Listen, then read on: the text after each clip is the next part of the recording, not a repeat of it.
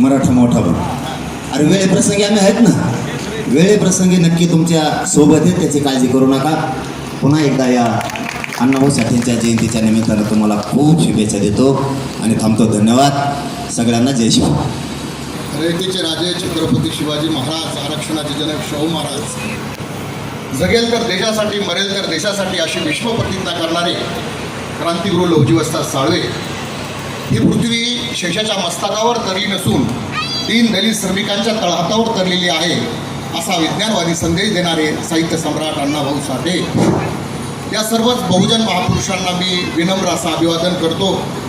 आज साहित्यरत्न अण्णाभाऊ साठे यांची जयंती, या जयंतीदिनी सर्वांना शुभेच्छा देतो.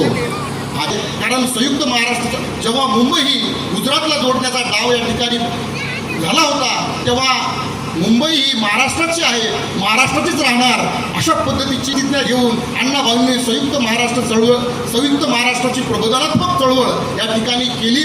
आणि म्हणूनच आज संयुक्त महाराष्ट्राच्या चळवळीचे शिल्पकार जरी अण्णाभाऊला म्हटलं तरी वावगं ठरणार नाही.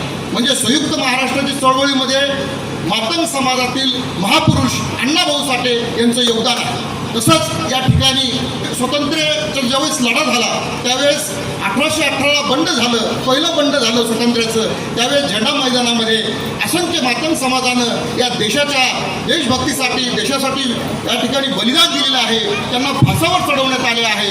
त्याच पद्धतीनं क्रांतिगुरू लहुजी वस्ताद साळवे यांनी देखील जगेल तर देशासाठी मरेल तर देशासाठी अशी विश्वप्रतिज्ञा घेऊन या ठिकाणी देशाच्या स्वातंत्र्यामध्ये मातंग समाजाचे जे महापुरुष, दुसरे महापुरुष आहेत क्रांतिगुरू लहुजी वस्ताद साळवे, त्यांचं देखील योगदान फार मोठं आहे.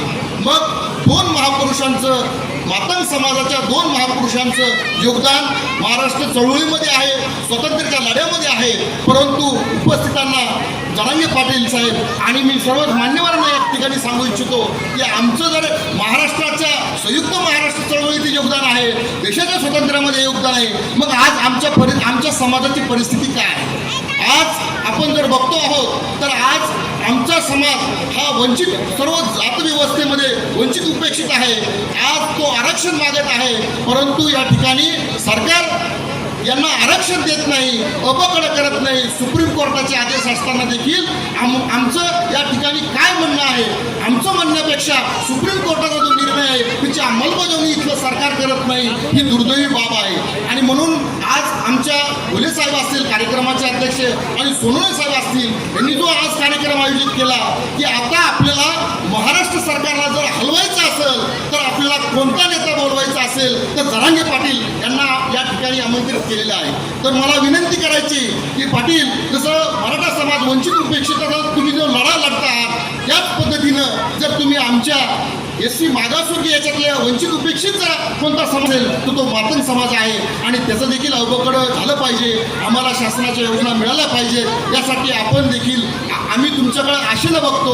शाहू महाराज आरक्षणाचे जनक आहेत, त्यांनी आरक्षण त्या काळामध्ये आम्हाला 50% आरक्षण दिलं. तसं आता आम्ही तुमच्याकडे एक अपेक्षेनं पाहतो की तुम्ही देखील आमच्या अवघडेसाठी आमचं समर्थन करावं, एवढीच या ठिकाणी अपेक्षा व्यक्त करतो आणि थांबतो. अरे वेळेप्रसंगी आम्ही आहेत ना, वेळेप्रसंगी नक्की तुमच्या सोबत आहे, त्याची काळजी करू नका.